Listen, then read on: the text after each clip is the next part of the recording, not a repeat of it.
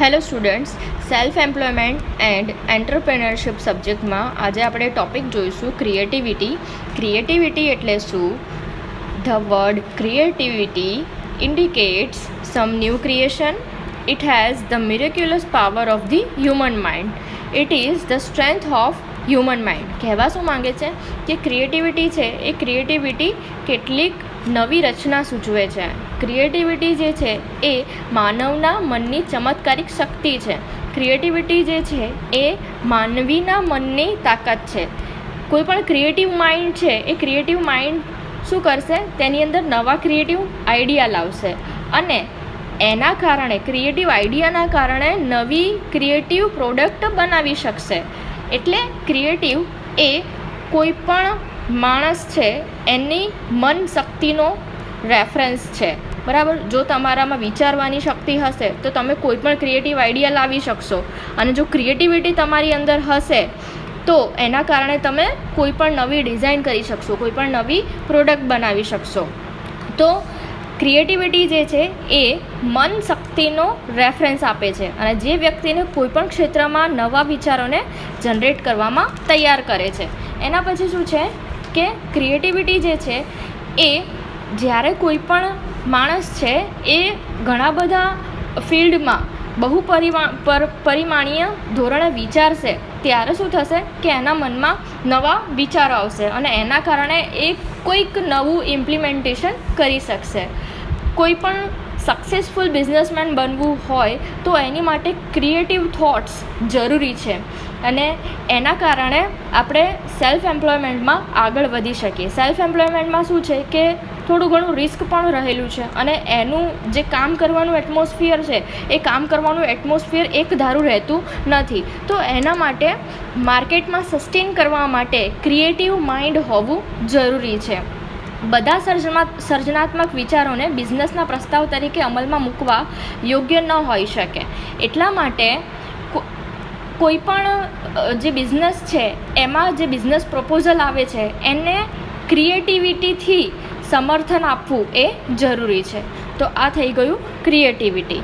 Creativity simple છે, એક નવું ક્રિએશન છે અને વિચારો પર અને પોતાના માઇન્ડના પાવર પર આધાર રાખે છે અને બિઝનેસમાં ક્રિએટિવિટી ખૂબ જ જરૂરી છે. આ ક્રિએટિવિટી કહેવા માંગે છે.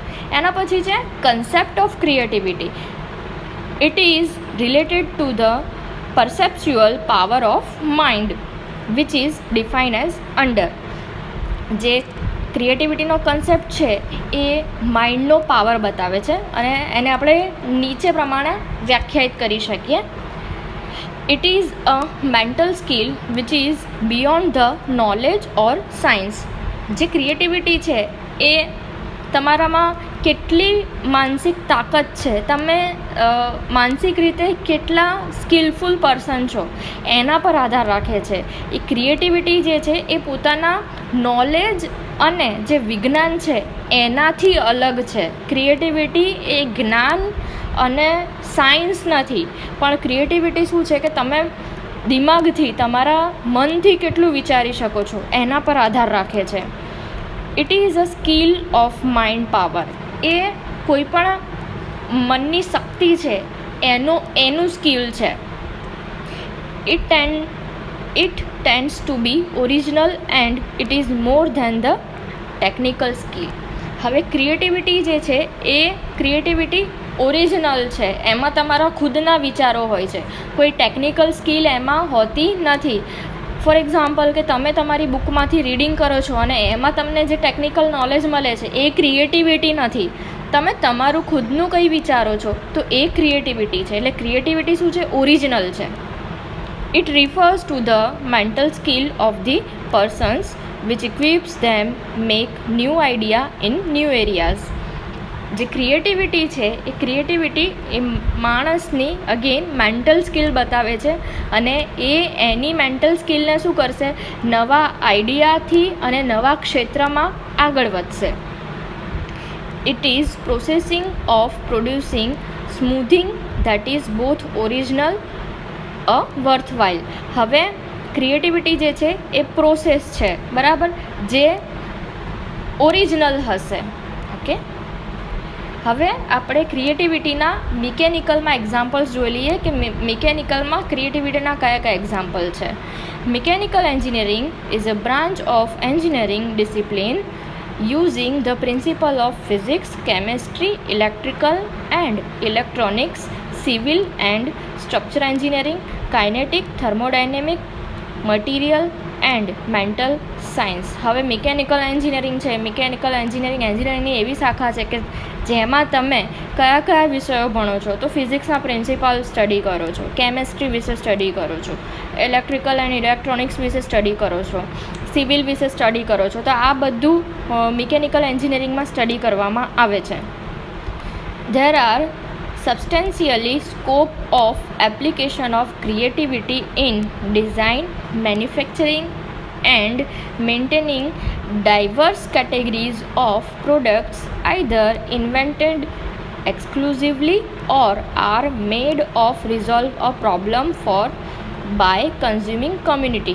કહેવા શું માંગે છે કે ક્રિએટિવિટી જે છે એ મિકેનિકલ એન્જિનિયરિંગમાં તમે ક્રિએટિવિટી કેટલી જગ્યાએ અપ્લાય કરી શકો, તો ડિઝાઇનમાં અપ્લાય કરી શકો, મેન્યુફેક્ચરિંગમાં અપ્લાય કરી શકો, કોઈ પણ મેન્ટેનન્સ કરવું હોય એ મેન્ટેનન્સની કેટેગરી છે એમાં કોઈ પણ તમારે નવું ક્રિએટિવિટી કરવી હોય તો તમે કરી શકો છો.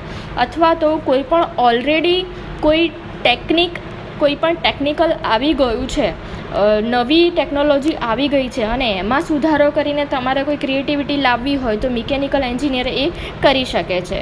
ઓકે, હવે જે creativity based on mechanical application, મિકેનિકલમાં ક્રિએટિવિટીની એપ્લિકેશન કઈ કઈ છે, તેમાં પ્લાન્ટ્સ, સિરીઝ ઓફ મશીન, એટલે પ્લાન્ટ્સ મતલબ આજે થર્મલ એન્જિનિયરિંગમાં પાવર પ્લાન્ટ્સ આવે છે, બરાબર, વિન્ડ પાવર પ્લાન્ટ્સ આવે છે, અલગ અલગ જે પાવર પ્લાન્ટ્સ છે એ બધામાં આપણે ક્રિએટિવિટી કરી શકીએ. ઇન્ડસ્ટ્રીયલ મશીન્સ, રોબોટિક્સ, એના પછી મિકેનિકલ ડિવાઇસ, કોઈ પણ મિકેનિકલ ડિવાઇસ છે, મિકેનિકલ ડિવાઇસમાં જો ક્રિએટિવિટી લાવવી હોય તો લાવી શકાય છે. વિપન્સમાં ક્રિએટિવિટી, ડિઝાઇન કોઈ નવી કરવી હોય તો એનામાં લાવી શકાય છે ક્રિએટિવિટી. એપરેટર્સ, કોઈ પણ સાધનો છે, ઇક્વિપમેન્ટ્સ છે, એને એપરેટર્સ કહેવાય. એની ડિઝાઇનમાં કોઈ ચેન્જ લાવવો હોય તો એમાં આપણે ક્રિએટિવ આઈડિયા આપણો યુઝ કરી શકીએ. વિસલ્સ, ક્રેન્સ, પછી આ વિસલ્સ છે, ક્રેન્સ છે, એ બધામાં કોઈ આપણે ચેન્જીસ લાવવો હોય અને વધારે સુધારો કરવો હોય તો એ કરી શકાય છે. ઓટોમેશન ઇન મટીરિયલ હેન્ડલિંગ, કોઈ પણ મટીરિયલ હેન્ડલિંગ છે જ્યાં ઓટોમેશન થતું હોય અને એ ઓટોમેશનને વધારે આપણે સ્મૂધ બનાવવું હોય તો ત્યાં પણ આપણે ક્રિએટિવિટી કરી શકીએ છીએ. દેન મશીન એસેસરીઝ, મશીનની કોઈ પણ એસેસરી છે, સપોઝ કોઈ વર્ક વ્યવસ્થિત ના કરતું હોય અને એમાં આપણે વધારે કોઈક સારી ક્રિએટિવ ડિઝાઇન કરવી હોય તો કરી શકાય છે. હવે જોઈએ આપણે વે ટુ ડેવલપ ક્રિએટિવિટી કેટલી મેથડથી ડેવલપ કરી શકાય. The creative solution to a problem is very much needed. કોઈ પણ પ્રોબ્લમ છે એ કોઈ પણ પ્રોબ્લમનું ક્રિએટિવ સોલ્યુશન ખૂબ જ જરૂરી છે. It is possible only through the use of creativity techniques. Creative solution એ ફક્ત અને ફક્ત ક્રિએટિવ ટેકનિક્સથી જ પોસિબલ છે.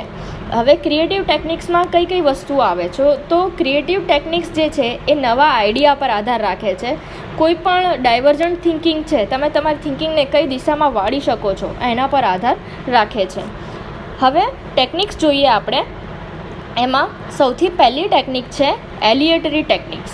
એલિએટરી ટેકનિક્સ શું કહેવા માંગે છે, તો this is a method of introducing new thoughts or ideas into a creative process. Aleatory technique જે છે એ નવા વિચારો અને જે આપણા આઈડિયા છે તેમને ક્રિએટિવ પ્રોસેસમાં મૂકે છે.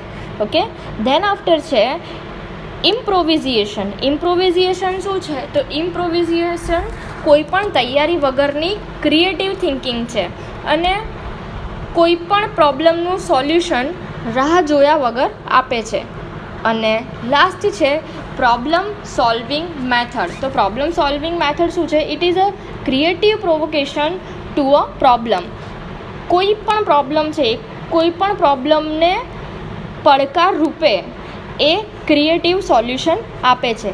It refers to a set of several techniques like lateral thinking, brainstorming, thought experiments, think outside the box, method etcetera. હવે પ્રોબ્લેમ સોલ્વિંગ મેથડમાં કઈ વસ્તુ આવે છે, તો એમાં આવશે અલગ અલગ ટેકનિક્સ.